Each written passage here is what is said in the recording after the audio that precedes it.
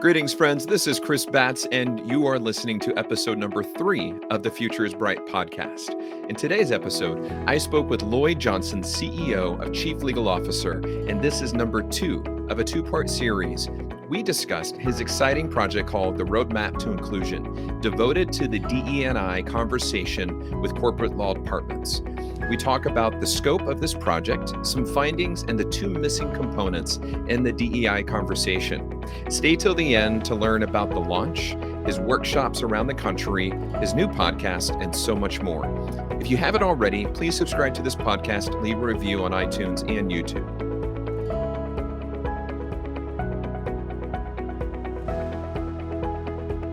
Quick review of Lloyd's career.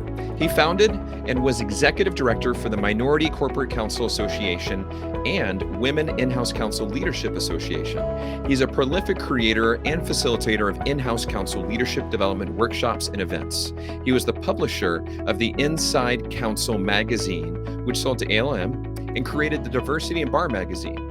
Earlier in his career, he was in-house at IBM, Hewlett-Packard, and in private practice, as well as also has served as the Deputy District Attorney for the City County of San Francisco. Lloyd received both his bachelor's and law degree from the University of Southern California. Welcome, Lloyd, to the Future is Bright podcast. It's great to have you on the show. And Chris, thanks for having me back. So, Lloyd, you know this, we've been discussing this, that there's this very exciting report that you are releasing called The Roadmap to Inclusion. Please explain to my audience what this is. And as well as let's jump in with this history of DEI best practices research. When was the first one you did? So a little background, and then also help us explain what you're doing. Yes, Chris, first of all, thanks a lot for giving me an opportunity to share with you some of the exciting things that we're doing. So for context, 1997, MCCA was started. I had the good fortune of being the founding executive director. And one of our big projects in 1999-2000 was the Pathways research project. And that was the first ever research project done for law departments in our country. And there were a number of things that we did right in that project. And there were a number of things that I thought, if given the opportunity to do over again, I would do differently. And that specifically, all of the work that we did in 1999-2000 was with attribution. So there was a list of all of the participating companies, and that we actually had a conference, which this year is celebrating a 15th or 20th anniversary. And we brought everybody together nationally. And so I said that if we do it over again, we're going to interview the companies without attribution, AKA under the veil of anonymity. And that way make sure that companies are free to talk about what's going not so well as much as what's going well. And then, as we'll talk about later, before the broadcast is over, we said that we're going to take this to law departments on a regional basis. So rather than expect everybody to come to us, that we're actually going to go out to them. And then finally, we're hyper focused on activity, results, and impact, and not as much on aspirations. I love it. I love it. So, how long have you guys been working on this new project, the Roadmap to Inclusion? 6 months if you ask the team, a lifetime if you ask me. Great answer. And how many companies were involved? 27 companies and about almost 70 interviews. And the interviews, interestingly enough, focused primarily on the people who are executing. So I think we only interviewed 3 or 4 general counsel. The 5 profiles of the people that we interviewed are the executive sponsor for the law department DE&I initiative, the leads or co-leads of the DE&I initiative. And in some instances, the chief of staff is very involved in the implementation, and also some heads of legal ops. And then finally, for some law departments that have a heavy focus on the utilization of outside counsel, the head of litigation is actually the person who drives the law department DEI initiative. Fascinating. So, are you allowed to do any name dropping as far as who you spoke with or the companies? Yes, I am. Okay. So for 22 of the 27 companies, we said that we would not mention their names. But for 5 companies, in addition to us mentioning their names, the report actually starts out with a case study Okay. for each one of those departments. And they are Awesome. Intuit, Meta, Albertsons, Tyson Foods, and American Red Cross. That's fantastic. I love the spectrum of industries. You've got so many different types of organizations inside of there. Um, i- Tell me about findings, as much as you are willing to share right now, and comparing it to maybe the original one you did 20 years ago. I could answer the first part of the question. The Okay. last part of the question, I would love to say that I remembered anything that happened in Ah, 1989 and 2000. That sure. would be a lie. You're right. That's awesome. So, in order to maintain some veil of credibility, if I could answer your question in 2 parts, I'd like to answer it in part A, which is what are some of your high level findings? And secondly, how are you organizing the material? I love it. So first, in terms of the high level findings, one of the things that we found to be mission critical is what are the competencies that are most critical for the GCs who are having the most impact? And we've identified 5 competencies: courageous leadership, intentionality, accountability, innovation/creativity, and tactical execution. Hmm. And I think that in this report, you will find a degree of granularity about specific tactics and some specifics around process that you normally don't see, because when we did the report back in 1999 and 2000, I think it was much more along the lines of a traditional academic approach to the topic. But one of my favorite sayings in life is, if it ain't rough, it ain't right. And in this work, if it's not real and it's not specific, it's really not going to be able to advance the dialogue.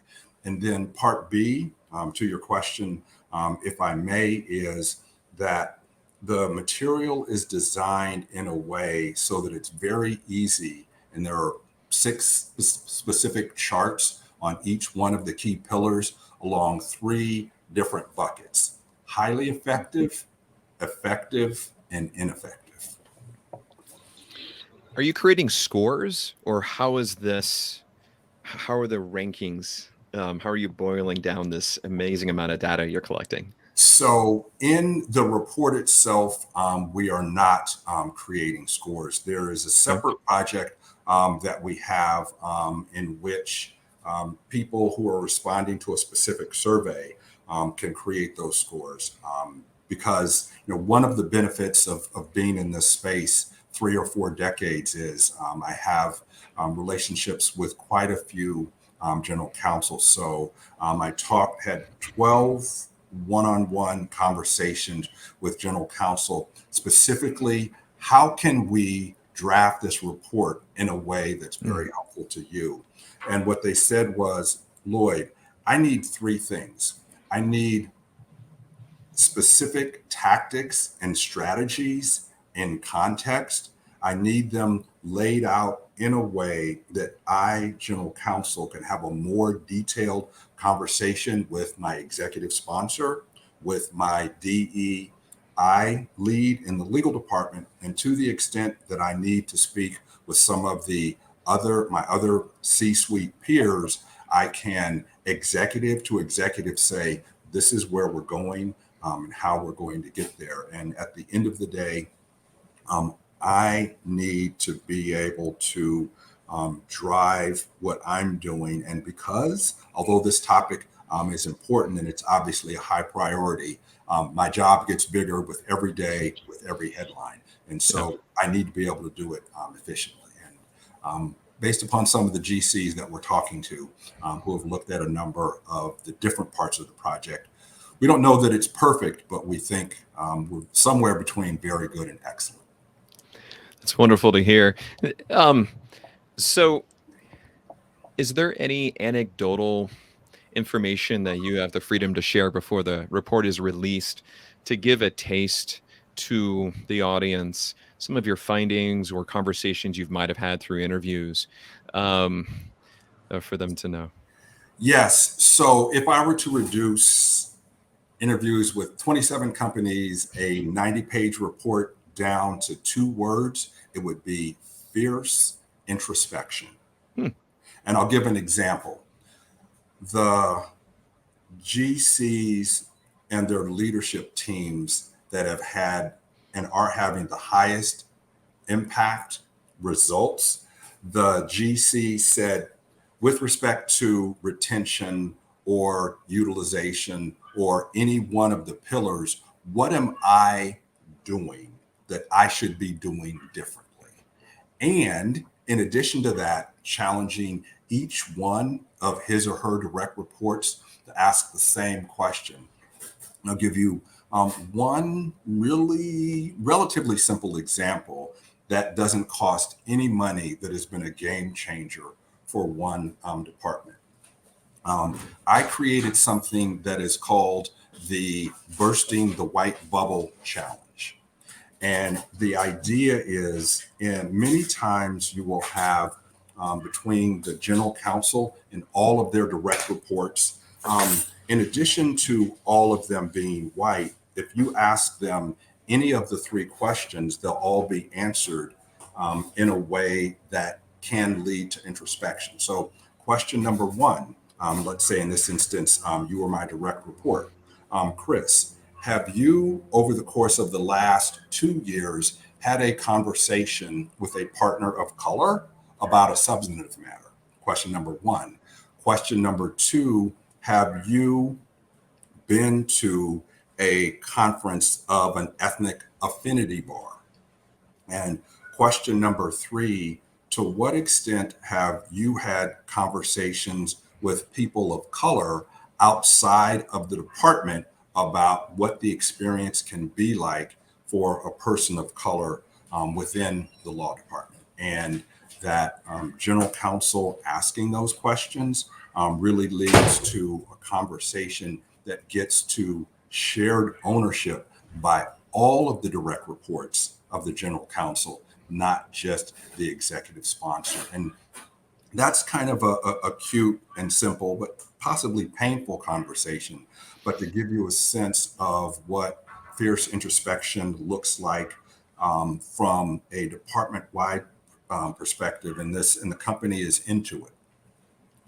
And in this particular instance, the legal department was part of a company-wide effort to increase their retention of certain underrepresented groups. And we love talking about Intuit because they actually allowed us to share some of their numbers, and Awesome. they've also shared them externally. So the percentage of retention and growth for underrepresented groups was 13%. And to cut to the chase, as a result of what I'm about to share, the numbers for retention and advancement of underrepresented groups is actually 19%. Oh, wow. And so the general counsel basically said, as a department, we are going to deconstruct the employee experience from recruiting to separation. Hmm. What are the different aspects? What are the different points on this continuum? And what, if anything, can we or should we be doing differently as it relates to what's going on in this continuum?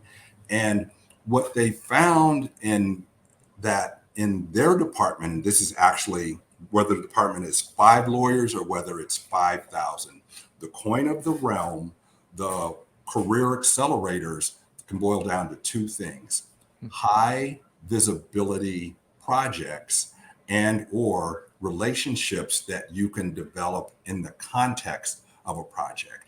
And so Intuit said, wow, this is really, really valuable just like an asset. And what we're going to do is we're going to take this and we're going to make sure that we don't wait until a project comes up and then just have John, who knows Jim, his friend, who may look like him, walk like him, talk like him. But let's just say that over the course of 2023, for example, we're going to say that there are 5 cross-functional high visibility projects. We have Chris, Lloyd, and Peggy, who are part of the high potential URG pool. What are we doing to make sure that we reach out to those 3 people and see if it makes sense for the company to match those 3 people with 5 of those projects? And but it's that same introspective look. What are we doing now?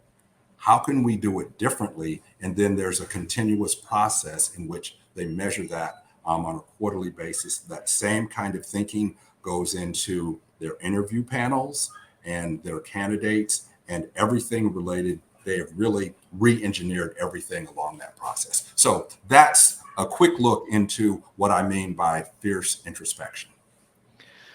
I so appreciate you communicating that, sharing some details as it relates to that, and even actionable things that Intuit's going to be using to implement this. On a guttural kind of personal reflection level, Lloyd, you've been one of the very pioneering core champions for DE&I in the United States and outside for the legal industry. Are we making any improvement?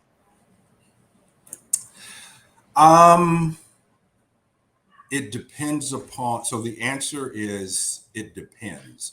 And it depends upon who you ask and what your metric is. Yeah. So the great news is this is the golden age for Black general counsel. Yeah. There's never been a time in which there have been more. And last count, and this is a month old, but there are somewhere between 58 and 62 Black men and women that are general counsel in companies with 3 billion or more in annual revenue. Wow. So with that as a metric of success, that is absolutely incredible. I am so old that I actually know the first Black woman to become general counsel in the Fortune 500 company, Pam Carter, in 1997. And then the second Black man to become general counsel in a Fortune 500 company, Saul Watson, in 1993 at the New York Times. And so to go from where we were, in which you could literally have all of those men and women, you could get them together and have dinner. Now, one of the events that we're working on in January of next year will be the single largest gathering. And literally, we don't know that we're going to be able to find a restaurant that can seat that many people unless we rent the whole restaurant. Such a great problem to have. On that level, yes, there's clearly been progress. If you look closely, and we're actually going to conduct a census so we can go from more than an anecdotal story from a guy who's been around for 4 decades, that there is a good amount of progress being made at the level of the direct reports to the general counsel. And then after that, that's where, results from what we see fall off. And in terms of law firms, if you look at the number of partners of color, for the most part, it is flat over the course of the last 30 years. Okay. And when you look at the money and time spent specifically as it relates to advancing diversity, especially as it relates to people of color in law firms, to have that level of investment and to have somewhat of a flat line, that demonstrates that there's a lot of progress to go. And I'll conclude with this. For DEI in our profession, from where I sit, we're at a hyper inflection point. Okay. That if people are very intentional and focused over the course of the next 2 to 3 years, the gains that have been made over the course of the last 4 decades, we can not only protect them, we can grow them. If we don't, all of those gains, especially at the general counsel level, can be reversed quicker than a lot of people realize. So great opportunity, great challenges. I'm happy to be in the game with some of the people who can make things happen in a way that's positive. So I just want to take a moment and say thank you for your leadership. The plowing into concrete kind of pioneering that you've done for, as you put it, 4 decades is just extraordinary, and just grateful for everything that you've done. So thank you for who you are and what you've done for that. Thank you. Earlier today, I was catching up with a good friend of ours, Chris, over at Edward Jones. Yes. And that if the only thing we did was good work, that wouldn't be enough. I want to thank you for giving me and others a platform to be able to talk about it, because getting exposure, getting to a point of critical mass is absolutely essential for any change management issue. And one of the things that I'm sure that many people aren't focused on, probably the most critical part of DEI work is change management. That has nothing to do with race, gender, or any of the other attributes of diversity. So thank you for providing a platform.